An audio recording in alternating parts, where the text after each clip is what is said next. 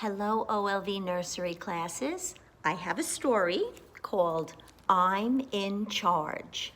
And you can tell by the cover illustration that it's about a little rhinoceros in the jungle, and he has a bit of a problem listening to others.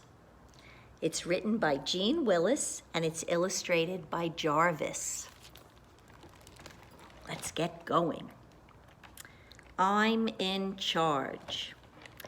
There was once a little rhino who was really rather large, and from the day that he was born, he bellowed, "I'm in charge."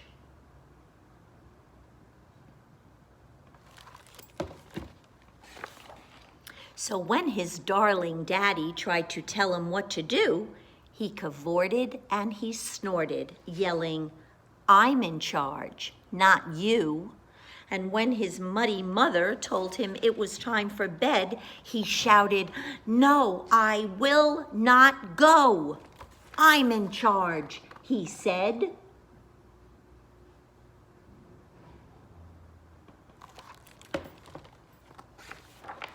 He did exactly as he pleased and threw his weight about.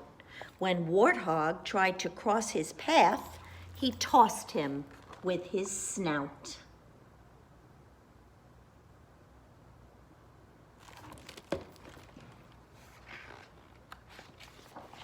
He scattered all the meerkats and he startled poor Giraffe.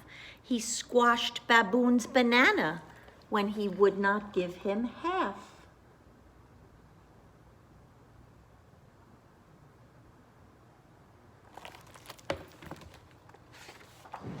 Elephant was larger, but young Rhino didn't care. It wasn't hard to charge her if she could not see him there. He sneaked up to the waterhole and gave his tail a thrash, then barged into her bottom. "I'm in charge," he said. Kersplash! Oh my goodness, he bumped Elephant right into the water.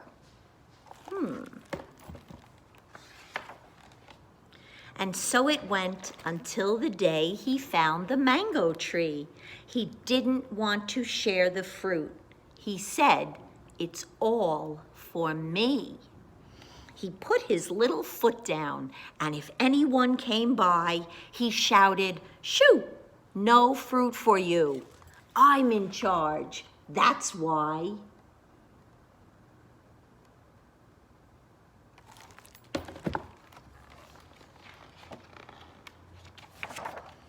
No one dared to challenge him. Then Pygmy Mouse came by. She was tiny but so hungry that she thought she'd have to try. "No, you are not in charge," she said.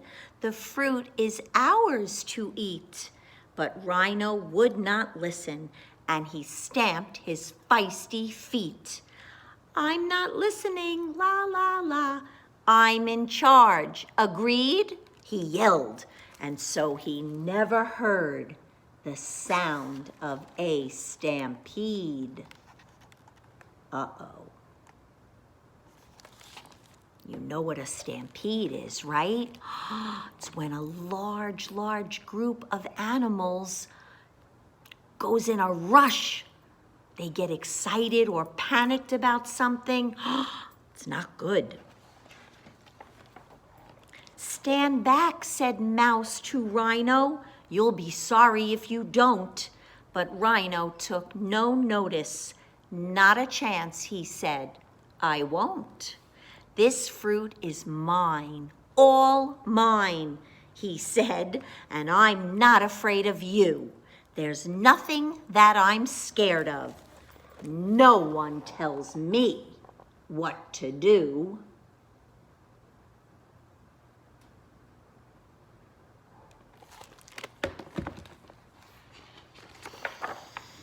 Pygmy Mouse then backed away as Rhino ate some fruit. "I'm glad you know who's boss," he grinned, "the greedy little brute." He is a bit of a bully, this rhino, isn't he?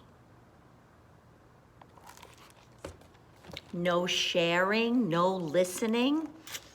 That's not good. Mouse waved her tiny paws around. "Look out, Stampede," she cried. But Rhino would not hear a word and did not step aside. But then, to Rhino's horror, as he barely had his fill,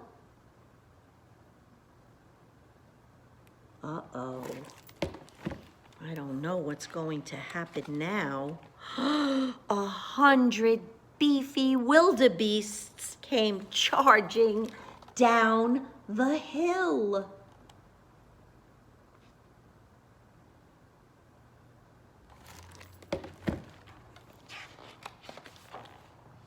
Too fast to stop, they thundered past. They made a dreadful sound as Rhino turned and ran away.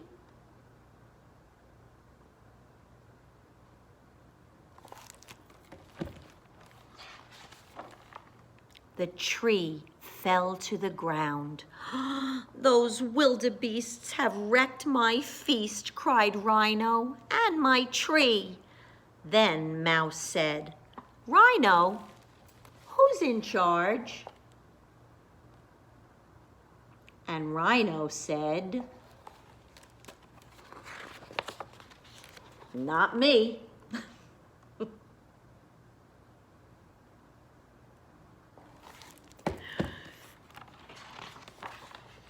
So Rhino learned his lesson, like all little rhinos should, and put himself in charge of being very, very good.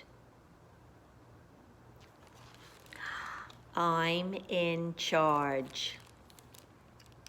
No, you're not, little rhino. Have a great day, everyone. See you next week.